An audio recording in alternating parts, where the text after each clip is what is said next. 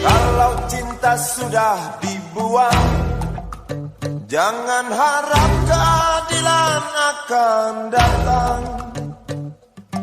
Kesedihan hanya tontonan bagi mereka yang diperkuda jabatan.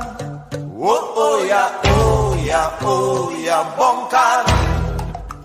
Oh ya, oh ya, oh ya, bongkar.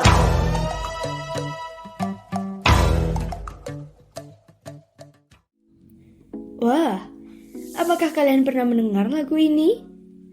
Lagu milik Iwan Fals atau Om Iwan ini yang berjudul Bongkar dirilis pada tahun 1989. Lagu yang beliau ciptakan mayoritas memang berisi kritikan kepada pemerintah Indonesia. Dan lagu ini diciptakan pada saat Indonesia belum sepenuhnya menegakkan keadilan antara rakyat dan pemerintah. Tidak hanya Iwan Fals, ternyata banyak musisi kontemporer yang menciptakan karya berisi kritikan kepada pemerintah. Contohnya, Hari Rusli dengan karya berjudul Malaria. Mari kita lihat, apakah karya mereka merupakan realita atau hanya cibiran saja? Temukan jawabannya dan saksikan video ini sampai habis. Di zaman sekarang, kalian sering gak sih menjumpai kasus-kasus serupa tentang ketidakadilan?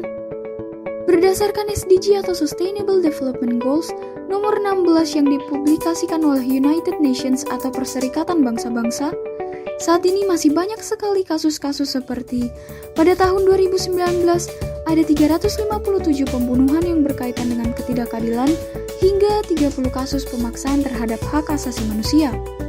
Sama halnya peristiwa pada masa demokrasi liberal dan demokrasi terpimpin. Namun, terjadi perbedaan antara kedua masa demokrasi tersebut.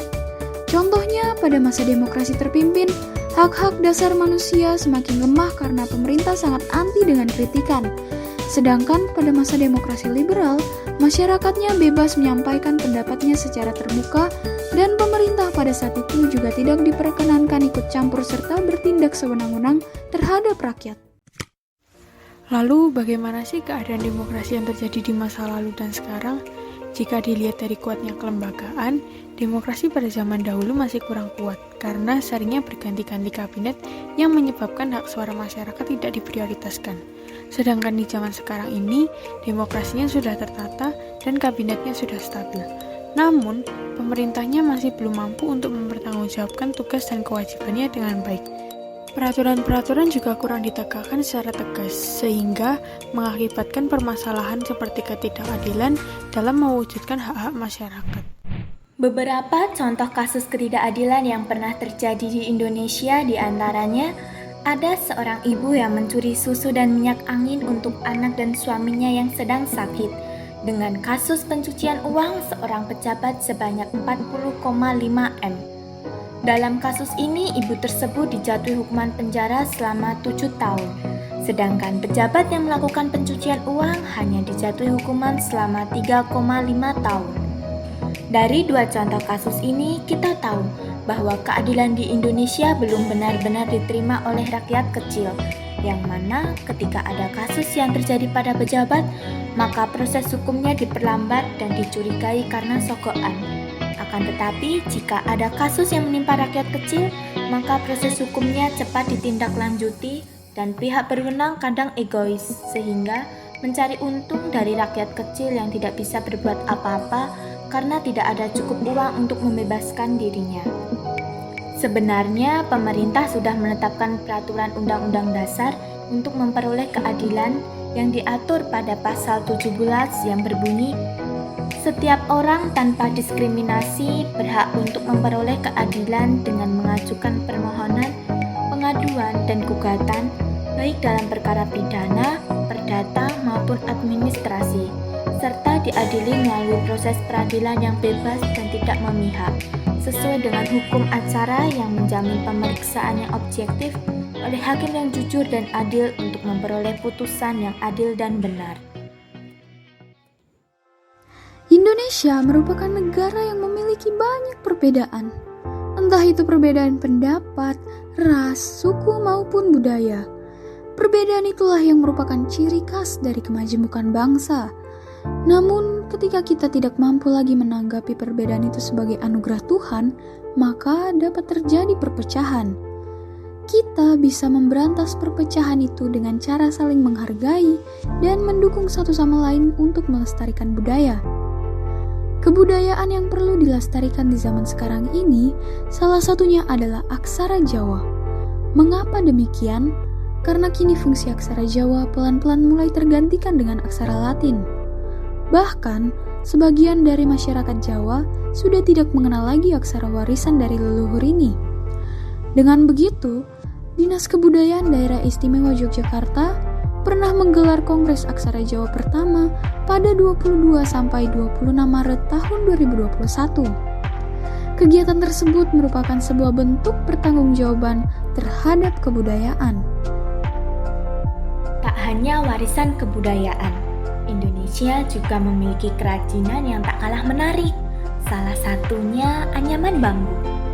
Namun terkadang masyarakat Indonesia sulit untuk bangga akan hasil karya negara sendiri. Kerajinan bambu ini dapat digunakan sebagai perabotan rumah tangga seperti kursi, turung saji, dan perabotan lainnya. Pada umumnya, pembuatan kerajinan ini menggunakan alat yang sederhana. Dan dengan cara yang sederhana, anyaman bambu mampu mencuri perhatian banyak orang, termasuk para wisatawan luar negeri. Lalu, bagaimanakah caranya anyaman bambu dapat dikenal oleh wisatawan asing? Melalui Kementerian Koperasi dan UKM bersama Kementerian Perindustrian serta Kementerian Hukum dan HAM meluncurkan program UKM Goes Global. Program ini untuk meningkatkan daya saing pelaku usaha sektor real.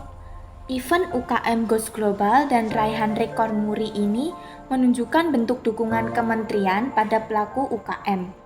Pemerintah terus berusaha memberi pendampingan, terutama akses pasar domestik maupun internasional dan tingkat kualitas produk.